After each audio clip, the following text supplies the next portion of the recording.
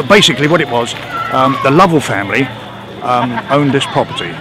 Now Lovell was very high up with Richard III, and they lived at this house, or well, this is one of his properties, and today we've aimed the tournament and the joust that we're going to do on that period. It's a supposed an event that took place here with a French knight, and this causes mayhem with his wife, who gets very upset with my lord for encouraging her to flirt with him.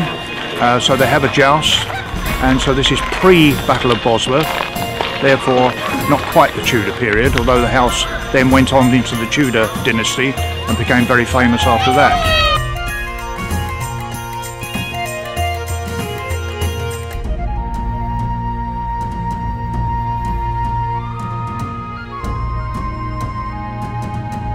Well, I'm making medieval pilgrim badges. Pilgrim badges were essentially a mass-produced souvenir in the 14th and 15th centuries, sold as souvenirs of pilgrimage. And pilgrim badges were made in enormous numbers. They were quite simple little things, sold as souvenirs to the pilgrims at shrines such as Canterbury or Walsingham. This is a copy of a Canterbury one. And I'm demonstrating how they were made. First of all, you make a stone mould. This is made from a very fine grained limestone. The design has to be engraved into the stone with little tools like this, all done by hands, just gradually cut away, lots of detail, and this will usually take me about 2 days to make a mould. It's a long time to make, but once you've got it, you can just use it over and over again. To make each badge is a very quick process. To start off with, you just dust a bit of powder into the mould. That helps the molten metal to flow. The mould goes together in 3 pieces like that, and then you need gloves for the next bit. The badges themselves are cast in a pewter alloy. This is a mixture of tin and lead. Modern pewter wouldn't have lead in, but this is a medieval mix of pewter. This is exactly the mix that they used for pilgrim badges. And it just pours into the mould, cools down in a few seconds. The metal works at a low temperature, and once it hits the cold stone mould, that cools it down almost immediately. So you can open it up, and there is a Canterbury pilgrim badge. This part will melt back down again. That's called the sprue. You don't need that.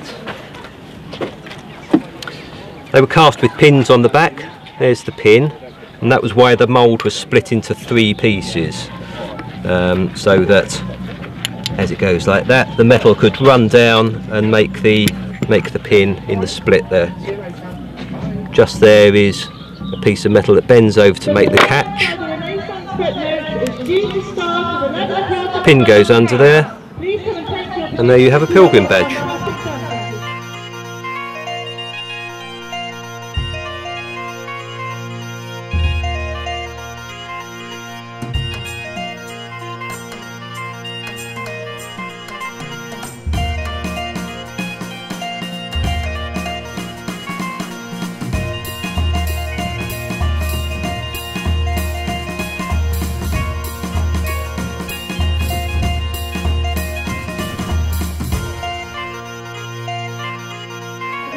These are all the things that you would have found with a late 15th century crossbowman's equipment. So we have various crossbows.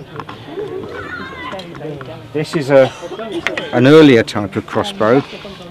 One like this might have been found at the Battle of Hastings in 1066, just to illustrate how they develop. And then by the 15th century, we're using a bow like this, and by this time the arm is in metal, which has made it too strong to pull by hand, by man's muscle alone. So we have to have a mechanical device which is named a goat's foot lever, because it looks a little bit like the back leg of a goat, and that is used to pull the string back with.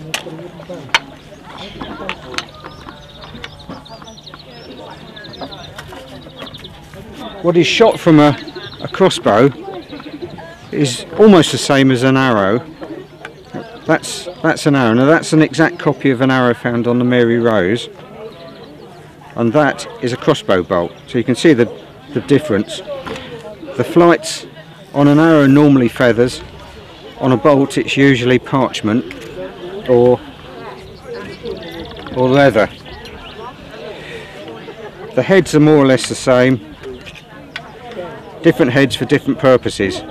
These two are armour piercing. They'll go through somebody's plate armour. This one will penetrate chainmail.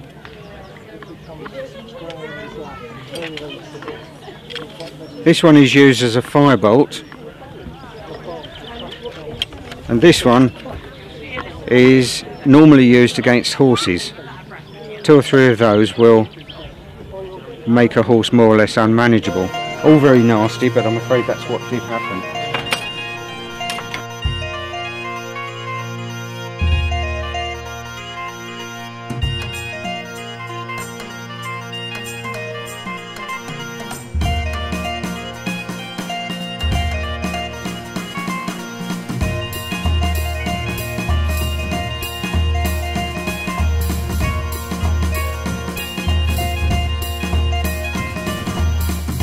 Here are a selection of weapons the professional soldier would have at his disposal. The ones over there which look like farming implements or agriculture implements, they were, and those would be used by people who had to respond to what they called a hue and cry if an alarm was set off because there was a villain on the loose and there was a call. Everybody had to respond, so they brought with them whatever they had to hand. And these are the type of weapons that the everyday worker might use, so they will be brought to answer the call.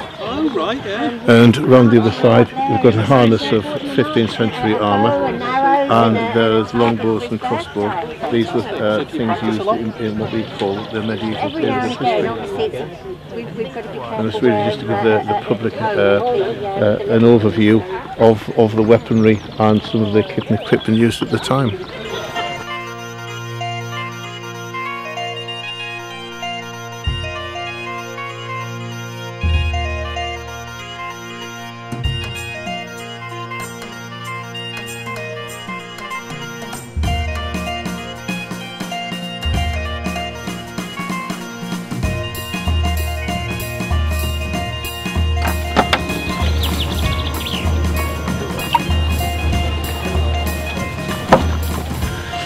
Well, it's been the tavern with your jugs of ale. You brew 3 times. The first brew is strong beer, about 8%, 9%. Second time it's ordinary, about 3%. And the third time it's small beer, 0.5%, and everybody drinks it. And why? Simple.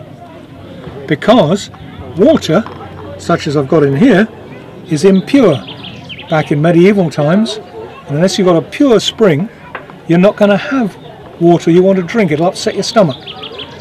What they didn't know was when they brewed, they boiled and sterilised the water. We know now, but they did know, it stopped you getting stomachache. But it also meant, being naturally brewed, it had trace elements which were good for growth. So children drank it from the time they left their mother's breast. Yeah, I think I'll try some.